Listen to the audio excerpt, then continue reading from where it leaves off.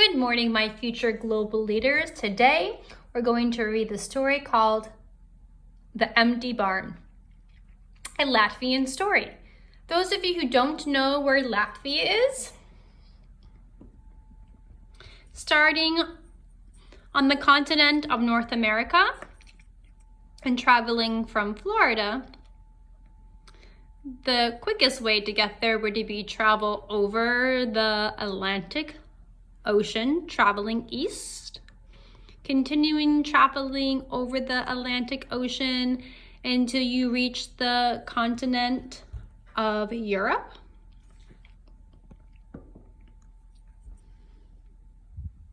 And when you get to Europe, you're going to travel from west to east.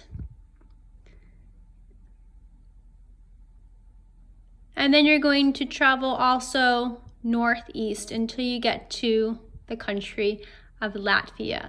Latvia is nestled between Lithuania and Estonia, and it has the Baltic Sea right there on its western coast, and also shares borders with Russia.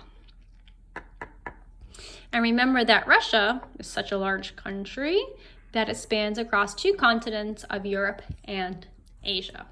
So quick geography lesson as we are traveling all the way to Latvia to read our wonderful story called The Empty Barn. Now, based on just the title alone, I'm wondering if anyone can think perhaps what could happen? The barn is empty. I'm thinking that you would want a barn to normally be full. So I wonder why the title is called that. Guess we'll find out. Long ago, there was a farmer who had 3 sons, Valdis, Vilis, and Teeters. Valdis and Vilis were tall and strong, but Teeters was young and couldn't match his brother's strength. One day their father said, "Sons, this farm is doing well. Our fields grow golden wheat, our meadows fill sturdy cows, and our hens lay the best eggs. But the old barn has a leaky roof and rotten timbers. It's time to pull it down and build a new one." Valdis and Vilis started work at once, pulling down the old barn. Teeters rolled up his sleeves. "Let me help," he said, wanting to do something to make his father proud. But his brothers just laughed. "You're not strong enough with those little twigs you call arms," they shouted. "It takes muscles like ours to tear down a barn." So Teeters was left to pick up any bits and pieces from the old barn that he thought might come in useful. When they finished, Valdis and Vilis harnessed the horse to the wagon and went into the forest to chop down trees for the new barn. Teeters ran after them. "Let me chop down a tree," he begged. "Go on, let me try." Valdis winked at Vilis. "There's a fine straight pine," he said. "Chop that down, little brother." Teeters grabbed the axe, but though he tugged with all his might, he wasn't even strong enough to lift it. With a sigh, he gave up and looked after the horse instead. Valdis and Vilis chopped down the trees they needed, lifted them onto the wagon, and brought them back to the farm. They began to build the new barn. I'm going to pause right there and ask myself, I wonder how the younger brother is feeling with 2 stronger, older brothers who are not helping him feel confident, not making the younger brother Teeters feel empowered. Now remember, even though you might be weak in the eyes of someone older, or might be quick or not as good as something as someone older or younger, You still want to feel valued. You never want to feel sad. You want someone to help you and empower you and show you how you can contribute. Because remember, the stronger we are is because the more people and more brain power working together.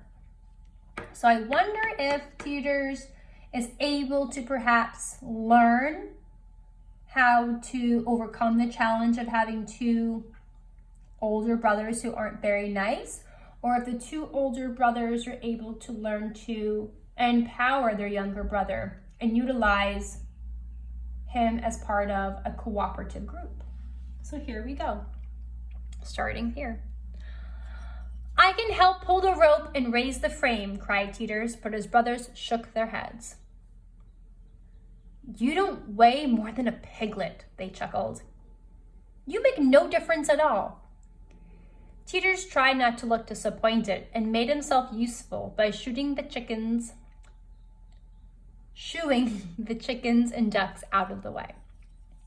All the while, the farmer sat in the rocking chair on the porch, watching everything.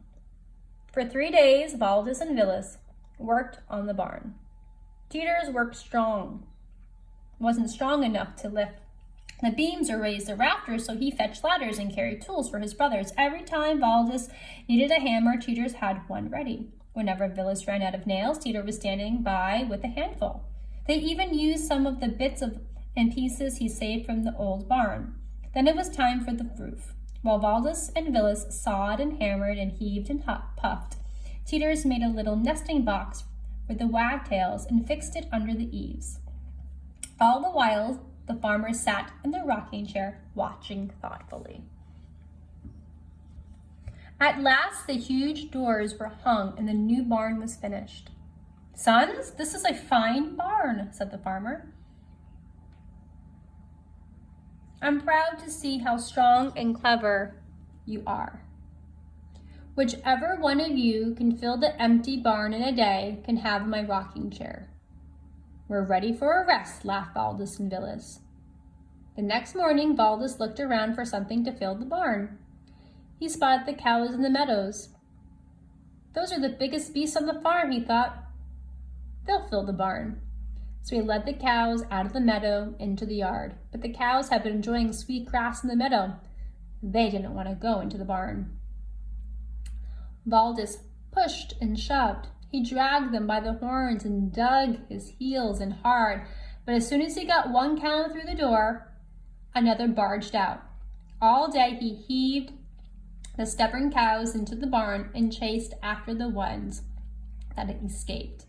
By the end of the day, he finally had them all inside. Well, Valdez, said his father, you had filled the barn from wall to wall, but you haven't filled it up to the roof. Valdez sighed wearily and led the cows back to the meadow. The next morning, Villis headed for the fields. We've grown plenty of wheat this year, he thought. That should fill the empty barn. So he loaded up the wagon with sheaves of wheat and took it back to the yard. As he heaved the wheat in and out, it scratched and tickled and poked his ears. But back and forth he went, hour after hour, until at last the fields were empty. So I'm thinking at the bottom of the page here, I wonder if filling up the whole barn is going to be satisfactory to the farmer if it's filled with wheat, because the first brother, Valdez, he did fill it with cows, but it wasn't all the way to the roof. I'm thinking of why they're not kind of working together, but I guess they each want that rocking chair. I wonder if they could share the rocking chair, but I'm assuming that these brothers are pretty selfish and they want to feel empowered because they're so big and strong, the older brothers. So I wonder what's going to happen, or I wonder what Teeters is going to fill the barn with. Let's find out.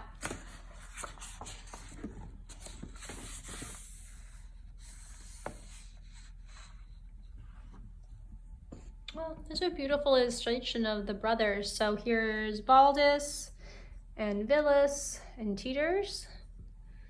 Here's the farmer. Here are the other animals that reside on the farm. Their beautiful forests and trees in the background. The new barn they built, beautiful. The sun looks happy. I wonder how this is going to conclude, what's going to happen in the end of the story. Well, Villis, said his father, you filled the barn to the roof, but not from wall to wall. Villis frowned and mopped his brow. Then he began to carry the wheat out again. By the time he had emptied the barn, it was dark. Your turn tomorrow, Teeters, said his father, but Teeters shook his head.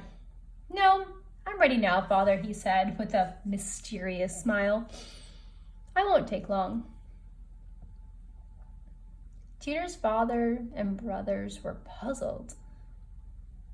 They watched as he walked into the barn and took something out of his pocket. It was a bundle of candles that he had saved from the old barn. Teeters placed the candles around the barn and lit them carefully. One by one, a dozen little flames flickered, and then they grew, shining brightly and filling the whole barn with the golden light. Clever boy, cried his father. You filled every inch of the empty barn from wall to wall and floor to roof. The rocking chair is yours.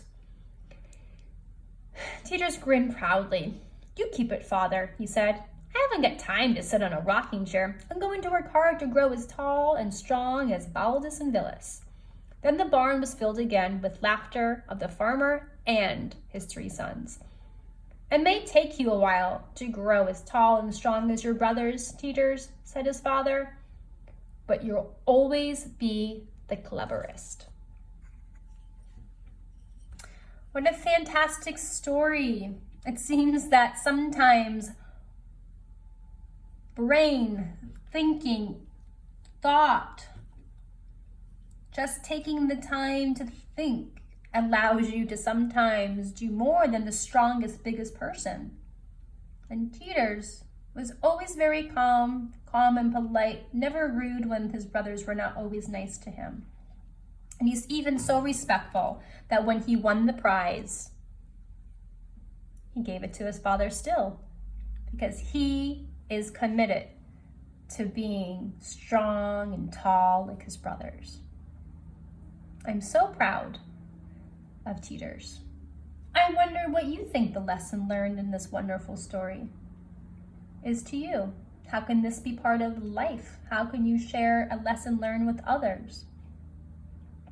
Also, I wonder, how do the illustrations lend itself to this beautiful book? And last but not least, always think about the beginning, middle, and end.